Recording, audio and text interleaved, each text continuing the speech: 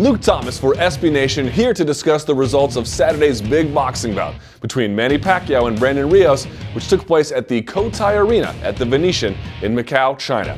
Well, it wasn't vintage Manny Pacquiao as his corner had promised prior to the bout, but it was very good Manny Pacquiao. In fact, it was a very dominant Manny Pacquiao. He wins a unanimous decision over Brandon Rios, 120 to 108, a shutout, 119 to 109, and 118 to 110, making him officially the new WBO International Welterweight Champion. I scored the bout 119-109, giving Brandon Rios just one round. So what happened? Well, exactly what we thought was going to happen. Pacquiao used superior angles, distance, combinations, and ridiculous hand speed to bludgeon Brandon Rios. Pacquiao, according to Yahoo Sports, threw 223 out of 468 punches, Rios 113 out of 263.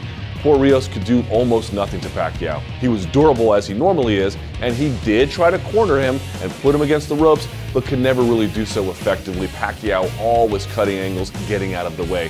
Throughout the fight, Pacquiao landing brutal uppercuts, multiple body shot combinations, straight lefts, and really anything else you can think of. When he wanted to hit Brandon Rios, he did. And where he wanted to hit Rios, he did.